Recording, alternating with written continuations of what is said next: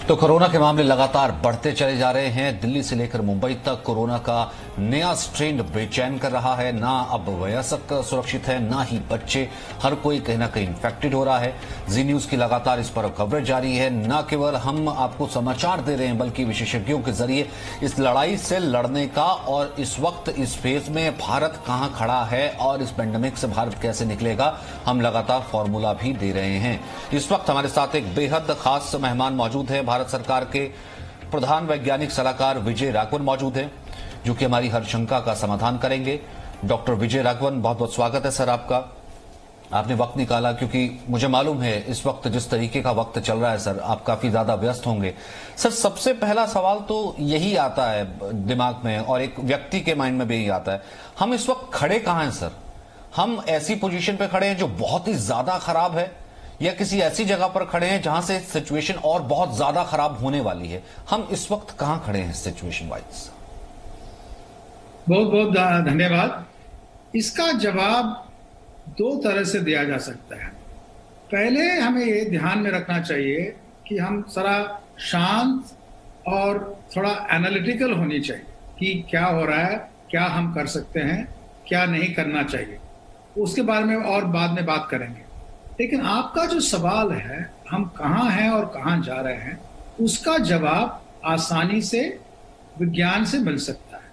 अगर हम टेस्ट करते हैं, पॉजिटिविटी रेट, जितने लोग टेस्ट करें उनमें से कितने लोग पॉजिटिव हैं, वो बताती है हमको कि क्या केसेस ऊपर जा रहे हैं या नीचे जा रहे हैं या वैसे ही है। तो पॉजिटिविटी रेट बहुत इंपॉर्टेंट है और टेस्टिंग बहुत ही जरूरी है। इससे हमें पता चलता है कि जहां काफी ज्यादा केस है वो प्लेटो होके नीचे आ रही है या नहीं, और जहां बहुत कम केस है क्या वो ऊपर जा रही है। तो इससे पूरा पता चलता है। और एक और बात है कि करीबन 12 हफ्ते लगते हैं शुरू से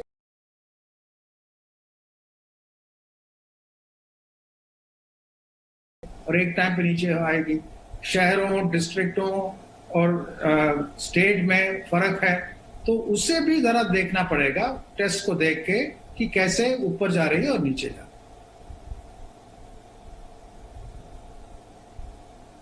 लेकिन सर, इसमें एक और चीज को हम फिर कैसे समझें? एक तो ये कि जो पॉजिटिविटी रेट है वो रोज बढ़ ही रहा है। आज हमने देखा कि दिल्ली में जो पॉजिटिविटी रेट है वो करीब 30% के करीब पहुंच गया। और दूसरा ये कि अब हम अराउंड 2,60,000 पीपल इन्फेक्टेड इन 24 आवर्स, अराउंड 3 लाख के करीब ये पहुंचने लगेगा जब ये फिगर। अब ये कोई रैंडम टेस्टिंग सबके घर जाकर के मस्ट टेस्टिंग तो हो नहीं रही है। जिसको आ रहा होगा सिम्टम वो टेस्ट करवा रहा होगा, फिर उसके बाद पॉजिटिव आ रहा होगा। फिर इसका मतलब हमारी क्या ज्यादा पॉपुलेशन इस वक्त इन्फेक्टेड हो चुकी है? नहीं, तो आपने सही कहा कि अगर हम सिर्फ जिनके पास सिम्टम्स है उनको टेस्ट करें तो पॉजिटिविटी रेट बहुत ज्यादा होगा ही। लेकिन तो हमें टेस्ट करना है उनके कॉन्टैक्ट्स और उनके पिछले दिन के क्या कॉन्टैक्ट्स है, सबको टेस्ट करना है। तो टेस्टिंग को एक्सपैंड करना बहुत जरूरी है। ये आसान नहीं है, मतलब कि पैंडेमिक के बीच में जहाँ केसेस ऊपर जा रहे हैं, मैं ये नहीं कर रहा हूँ कि जाके टेस्ट कीजिए, बहुत आसान है। लेकिन सरकार हर तरह से कोशिश कर रही है कि सरकारी लैब्स और प्राइवेट लैब्स एक्सपैंड करें और टेस्टिंग जरा और आसानी से आपको मिल सके, ताकि पॉजिटिविटी रेट का सही एस्टिमेट हमारे पास हो।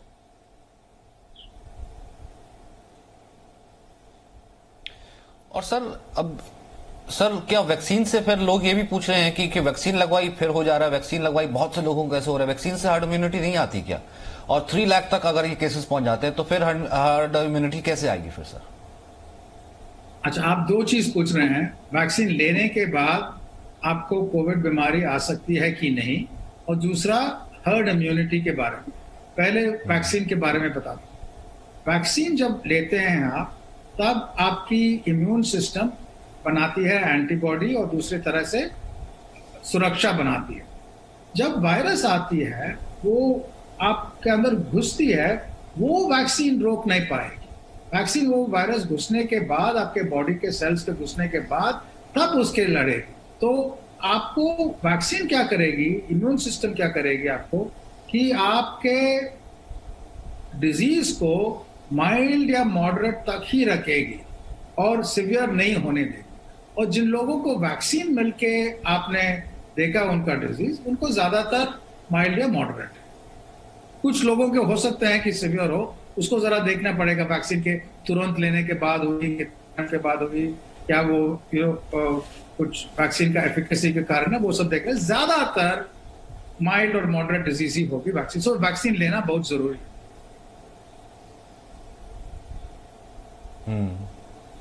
और सर मैं एक और ग्राफिक भी इस वक्त दिखा रहा हूं दर्शकों को। दरअसल अगर हम संख्या की बात करते हैं तो वैक्सीनेशन में नंबर 1 भारत चल रहा है। अराउंड ये जो फिगर है वो रोज बढ़ता चला जा रहा है। लगभग 1 या 1.5 दिन में 1 करोड़ के करीब ये पहुंच जाता है। 12 करोड़ लोगों को अब तक वैक्सीन लग चुकी है और भारत में 12 करोड़ लोगों को वैक्सीन लगाने में कुल 92 डेज लगे और अमेरिका को उसमें 97 डेज लगे थे। यानी कि वैक्सीनेशन तो तेजी से चल रहा है और अब स्पुतनिक आ जाएगी और भी वैक्सीनेशन को मंजूरी है तो इससे वैक्सीनेशन और ज्यादा काफी आगे बढ़ेगा।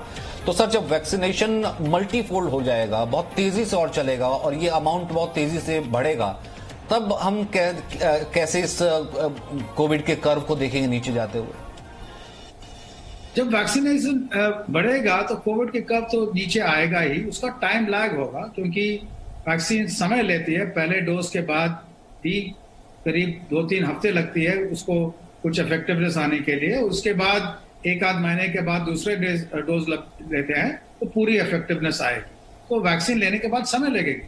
और आपने जो कहा, जो वैक्सीनेशन रेट है हिंदुस्तान में, हमें सिर्फ ये ऐसा बहुत बढ़िया है ये रेट, लेकिन हमारा बहुत ज्यादा स्कोप है पैरेलल प्रोसेसिंग का, कि हमारे यहाँ इतनी आबादी है कि एक जगह हर स्टेट में इस तरह की वैक्सीनेशन कर सकते हैं जैसे सप्लाई बढ़ती जाती है।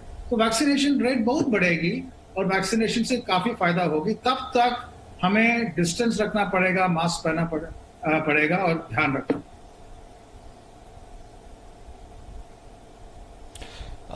Former prime minister Manmohan Singh ने चिट्ठी लिखी है सर पीएम मोदी को, एक सलाह दी है।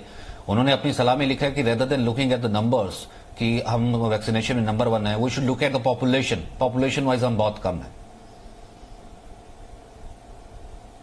तो मेरा इस चिट्ठी से मैंने देखा नहीं इसको, लेकिन आप कह रहे हैं कि हमारा वैक्सीनेशन काफी ज्यादा हो पर वैक्सीनेशन पर यूनिट पॉपुलेशन कम है। वो तो हमारे आबादी इतनी बड़ी है कि हमारे वैक्सीनेशन का डिमांड बहुत ज्यादा है, एक पूरा कॉन्टिनेंट जैसा है, तो उसको तो बढ़ना ही पड़ेगा। वो तो कर रहे हैं, हमारे वैक्सीनेशन कैपेसिटी इंक्रीज कर रहे हैं, हमारा वैक्सीन प्रोडक्शन इंक्रीज कर रहे हैं। तो मेरे ख्याल में ये तो रेट तो बढ़ेगी और जबरदस्त बढ़ेगी। जैसे नए वैक्सीन आते हैं और जो वैक्सीन अभी ऑलरेडी है उनकी कैपेसिटी भी बढ़ेगी। एंड डॉक्टर राघवन, 2 चीजें और आपसे पूछना चाहता हूं एक एक करके, क्योंकि इसके ऊपर पिछले दिनों बहुत ज्यादा, अब मैं यूएन क्राई तो नहीं कहूंगा, लेकिन पिछले दिनों बहुत ज्यादा एक भ्रम की स्थिति रही, बहुत ज्यादा एक संशय रहा। नंबर 1 कि वैक्सीनेशन की बहुत बड़ी किल्लत है, बहुत कमी है, इसलिए इस वैक्सीनेशन प्रोग्राम को मास पब्लिक के लिए, मास पॉपुलेशन के लिए, सबके लिए नहीं खोला गया है। क्या यह सच्चाई है सर इसमें कि सच में हमारी वैक्सीनेशन में बहुत ज्यादा किल्लत है या फिर कमी है? देखिए, हमारा गोल है, आपने पहले हर्ड इम्यूनिटी के बारे में भी पूछा। हर्ड इम्यूनिटी आती है वैक्सीन से जब करीब 70-80% हमारे पॉपुलेशन की वैक्सीनेशन हो चुकी है। और हमारी आबादी देखिए कि कितने करोड़ के लोगों को इस तरह से वैक्सीनेट करना पड़ेगा। करीब 200-300 लोगों को वैक्सीनेट करना पड़ेगा, हाँ, कम से कम पहले राउंड पे। उसके बाद और भी डबल करना पड़ेगा और हर नागरिक को 2 डोज लेने पड़ेगी। तो हमारा डिमांड देखिए कितना है। हमारा डिमांड सारी बाकी देशों से कई गुना है। तो हमारी जो अभी जो सप्लाई है वो इतनी सारी डिमांड को मीट करने के लिए टाइम लगेगी। वैक्सीनेशन एक्सपेंड कर रहे हैं और भी वैक्सीन आ रहे हैं, तो इससे वो सप्लाई आ जाएगी। तो मेरे ख्याल में देखिए, जब वो दिसंबर जनवरी में पीक नीचे आ रही थी, सितंबर के बाद जब नीचे आई, तब ये सप्लाई जो इंक्रीज हो रही है वो अपने स्पीड पे चलेगी और सारी देश को वैक्सीन कर सकते थे।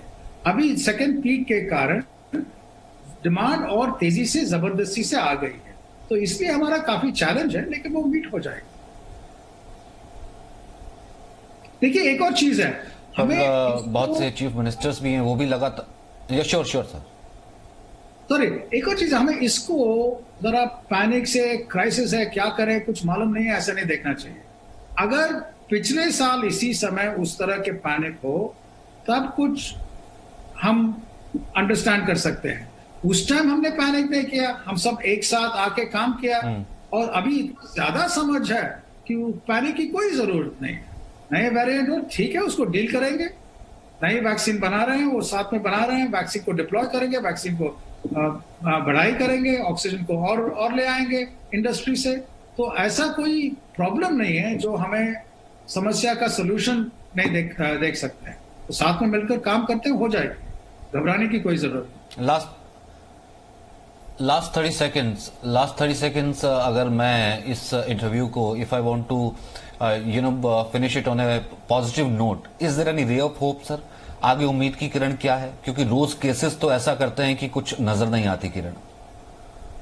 देखिए, हमारा जब क्राइसिस के अंदर है तब हमारा दो रास्ता है।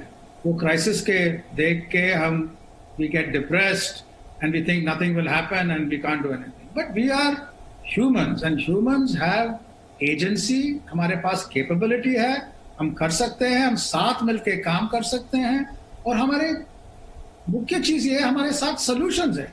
पिछले साल से इतना सीखा हमने, तो कोई दिक्कत नहीं है। ये तो बड़ी समस्या है, कोई डाउट नहीं है, लेकिन इससे हम साथ मिलकर निकल सकते हैं, घबराना नहीं चाहिए और जल्दी निकलेंगे। Thank you sir. कुछ ही महीनों में नोट के साथ एंड करते हैं कि घबराना नहीं चाहिए। Thank you sir, definitely.